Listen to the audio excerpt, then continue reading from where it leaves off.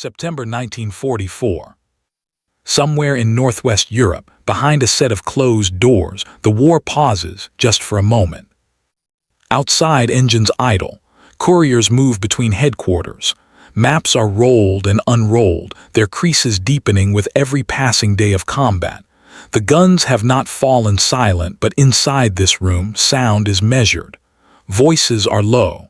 Every word carries weight. The men seated here command armies that stretch from the North Sea to the Swiss border. Millions of soldiers move at their order. Thousands die by the consequences of their decisions. Yet now there are no shouted commands, no battlefield urgency, only tension and expectation. At the center of the room sits Dwight David Eisenhower, Supreme Commander of the Allied Expeditionary Force, calm, still, watching. Across from him is Bernard Montgomery, victorious, confident, certain that the next move of the war should belong to him. The debate has already gone on too long. Strategies have been proposed, challenged, defended. The air feels heavy, not with anger but with something colder, authority, finality. Eisenhower does not raise his voice. He does not argue. When he finally speaks, he uses just 6 words. And in that moment, the balance of power inside the Allied command changes forever, setting the stage for everything that will follow. That moment did not happen in public, but its consequences reached every battlefield in Europe. By the summer of 1944, the Allied war effort in Europe had reached a moment both triumphant and fragile. On June 6, Allied forces had landed in Normandy, breaching Hitler's Atlantic Wall and securing a foothold in Western Europe for the first time since 1940. It was an operation unmatched in scale. Thousands of ships, tens of thousands of vehicles, air power that darkened the skies. Yet D-Day was not the victory itself. It was the opening of a long, grinding campaign that would test not only armies, but the men commanding them. At the top of that structure stood Dwight D. Eisenhower. Appointed Supreme Commander in December 1943, Eisenhower was not chosen because he was the most brilliant battlefield tactician.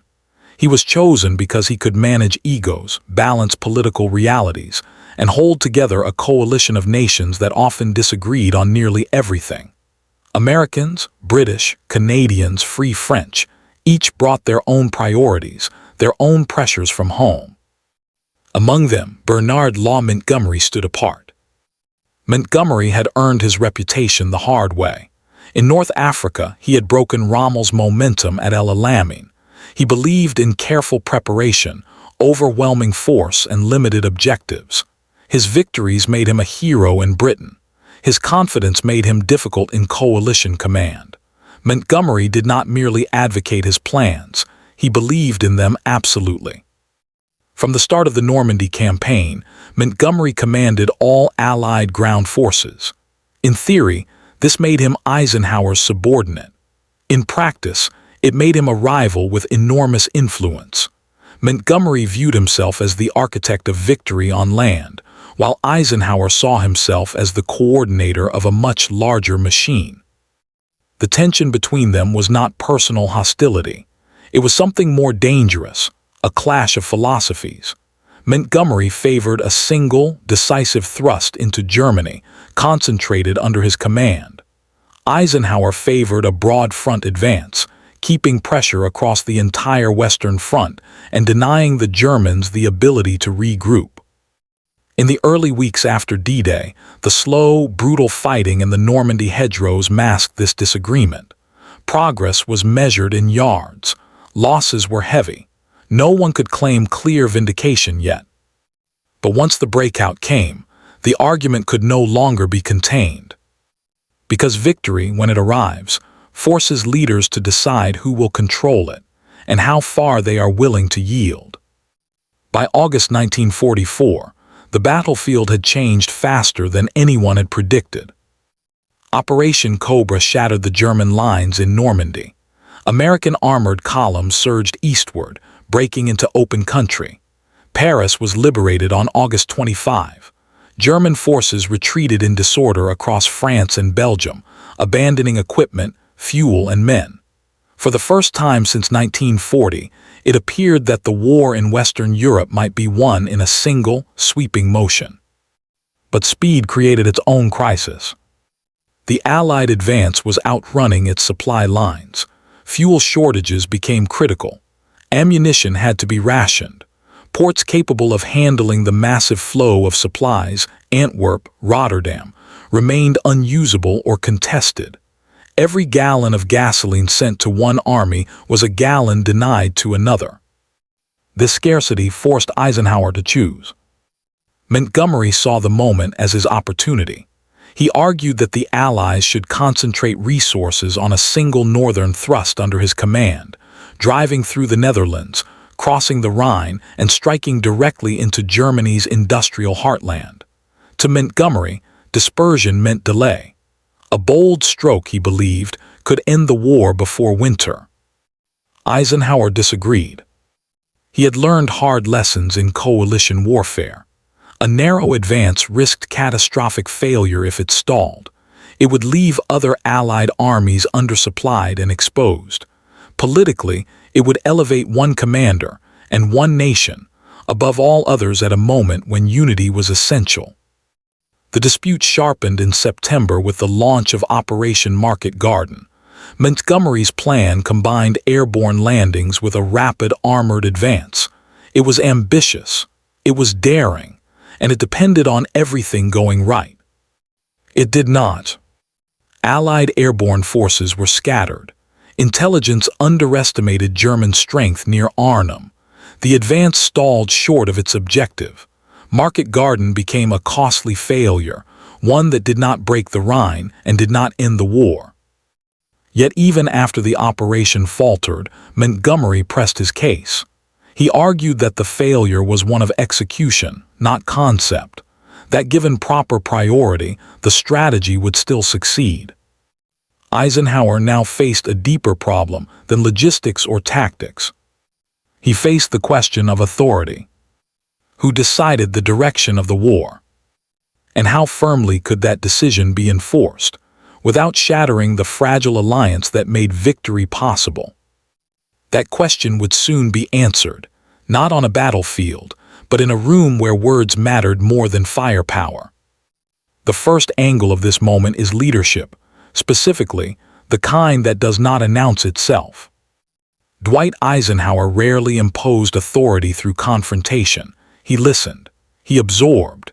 He allowed debates to run their course longer than many of his subordinates found comfortable. To some, this appeared indecisive. To Eisenhower, it was deliberate. Let others speak long enough and their positions became clear. Let tension rise naturally and resolution carried more weight. Bernard Montgomery operated differently. Montgomery believed clarity came from conviction. He spoke in absolutes. His certainty inspired troops and irritated peers in equal measure. He was convinced that history favored bold commanders who acted decisively, and that hesitation wasted lives. In his mind, arguing forcefully was not insubordination. It was responsibility. Inside Allied headquarters, these approaches collided daily. Staff officers watched carefully. British aides stood near Montgomery, confident in their commander's logic. American officers waited for Eisenhower's response, uncertain when, or if, it would come. No one missed the significance of these exchanges. Decisions made here shaped the movement of entire armies. The human angle lay not in hostility, but in pressure. Montgomery felt the burden of proving British leadership still mattered in a war increasingly dominated by American manpower and material. Eisenhower felt the burden of balancing allies who measured influence not only in divisions, but in national pride. The silence in meetings was often heavier than argument. When Eisenhower withheld immediate judgment, it forced others to reveal how far they were willing to push. Montgomery pushed far. He repeated his case. He refined it. He pressed again. Each time the room waited. Because leadership at this level was not about who spoke loudest. It was about who could end the conversation. And by late 1944, That moment was approaching. The strategic angle of the confrontation was stark, and it extended far beyond personal rivalry. Coalition warfare magnifies risk. When one commander dominates resources, others weaken. A stalled offensive on a narrow front could expose flanks hundreds of miles long. Eisenhower understood this intimately. His broad front strategy was not elegant, but it was resilient. It denied the Germans time, space, and predictability. Montgomery's vision was different. He believed that war rewarded concentration, that Germany was already cracking, and that one decisive blow could shatter what remained. To him, spreading resources was not balance, it was waste. His frustration deepened as American armies advanced independently in the South, drawing fuel and attention away from his northern thrust. The moral angle emerged quietly. Allied unity had been hard-won. It rested on trust, not hierarchy alone. If Eisenhower allowed one commander to override consensus repeatedly, it risked more than tactical imbalance. It threatened the legitimacy of supreme command itself. German intelligence, though degraded, still watched these tensions closely. Intercepts, prisoner interrogations, and frontline reports hinted that the enemy sensed discord. History had shown what happened when alliances fractured under pressure. Inside headquarters, staff officers saw the implications clearly. Orders delayed by disagreement cost time. Time cost lives.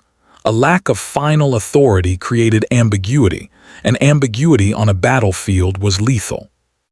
Montgomery believed he was pushing toward victory.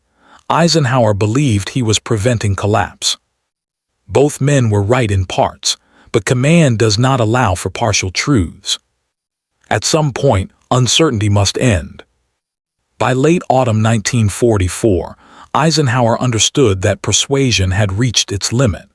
Allowing debate to continue risked weakening the very structure he was tasked to hold together. Authority, once eroded, could not be reclaimed easily.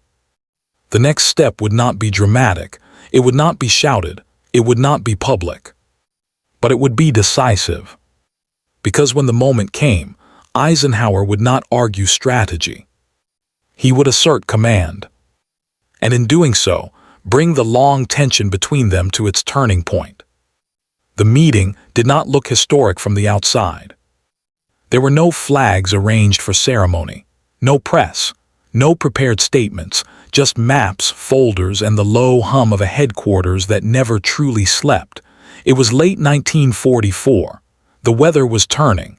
Winter pressed closer to the front lines, and with it came urgency.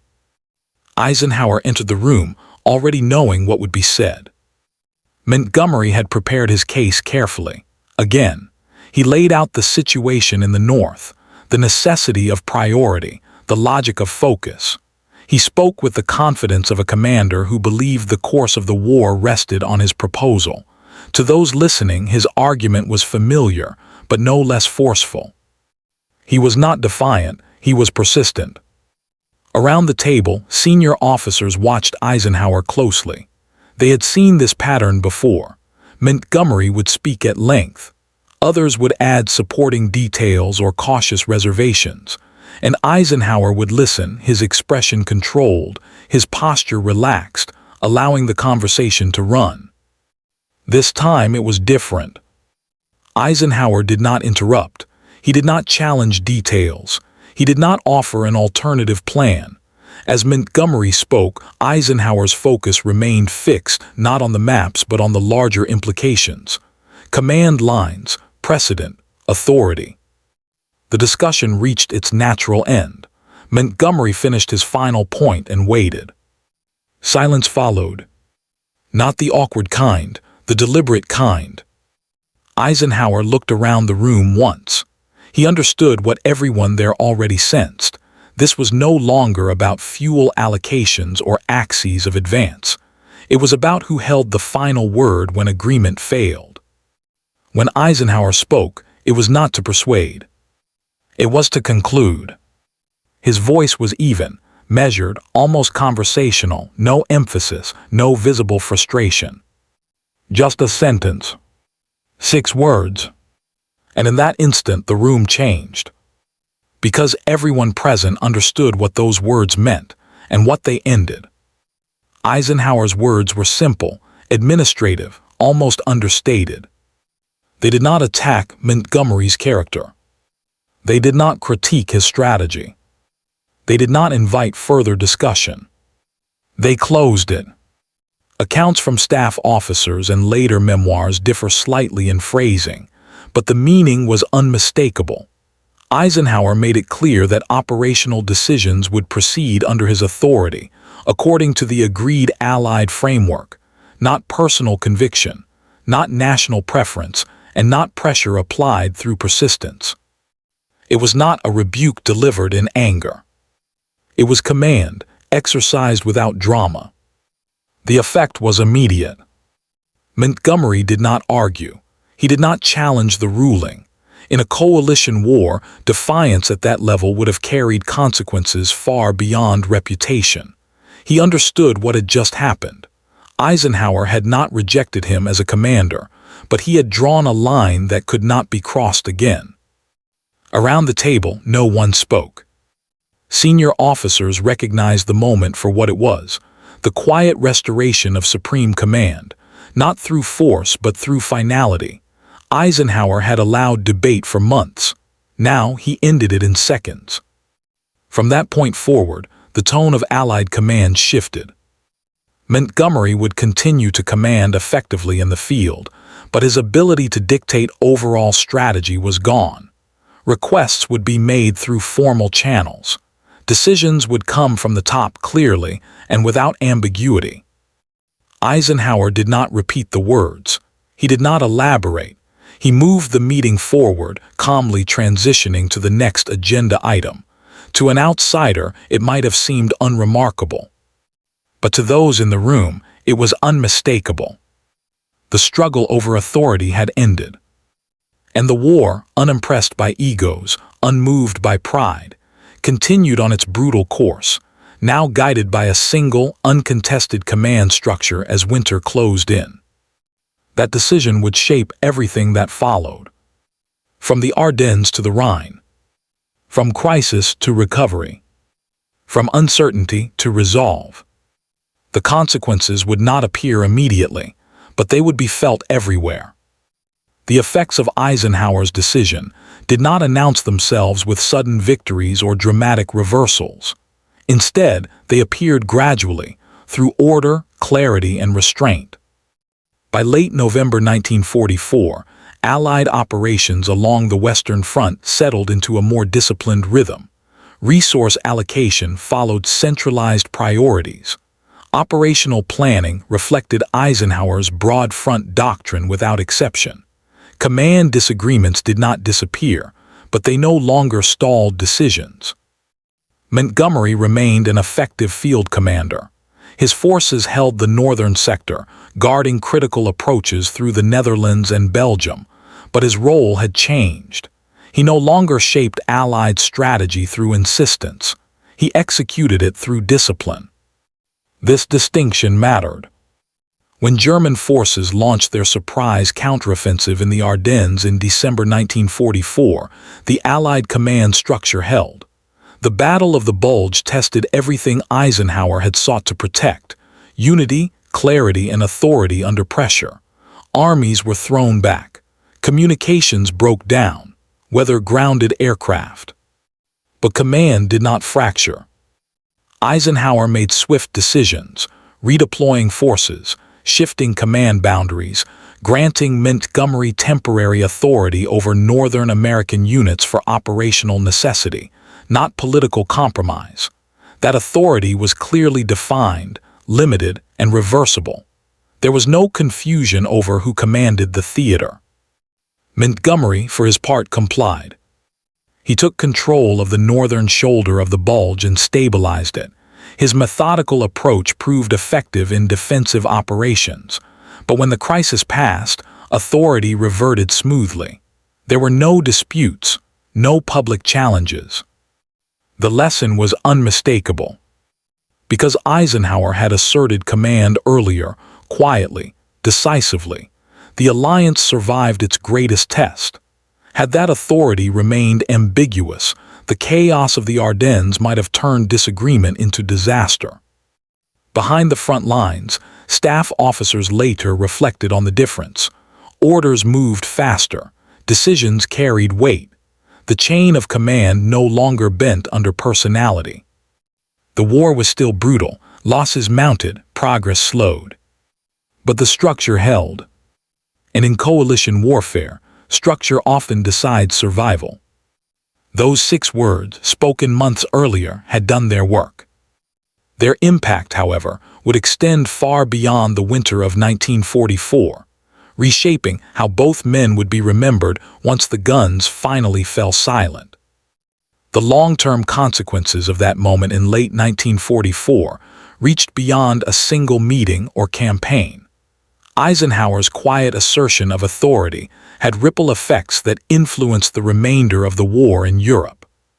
Strategically, the Allies moved with cohesion. Supply lines were prioritized efficiently. The broad front advance pressed German forces simultaneously from multiple directions, preventing them from concentrating defenses. When the Allies crossed the Rhine in March 1945, it was a coordinated effort, armies advancing in parallel, logistics in sync, and no commander acting outside the established framework. The war that might have been slowed by disputes now maintained momentum.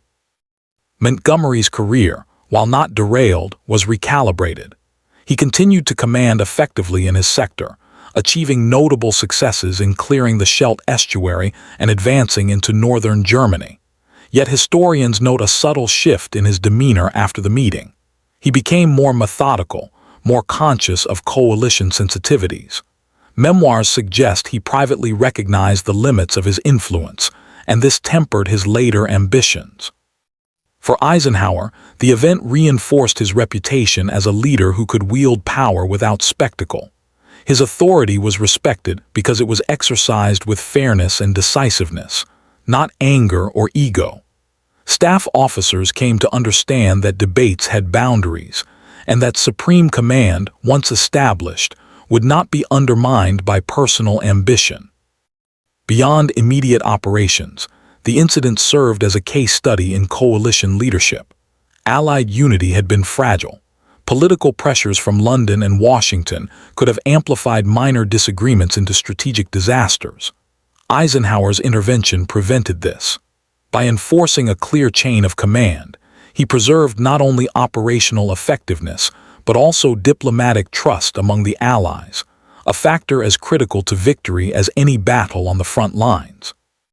Military historians have cited the episode repeatedly.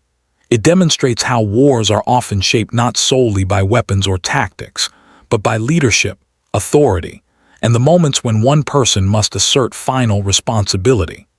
The 6 words Eisenhower spoke are remembered less for their content and more for the certainty and clarity they conveyed, an authority that reshaped the conduct of an entire coalition and arguably accelerated the end of the European conflict. With command solidified and the Western Front moving inexorably toward Germany, the final months of the war would be marked not by dispute, but by unified purpose, a unity forged quietly behind closed doors, in words measured and deliberate. History often remembers battles, armies, and the clash of steel, yet sometimes it is a single sentence that shapes the outcome of a war.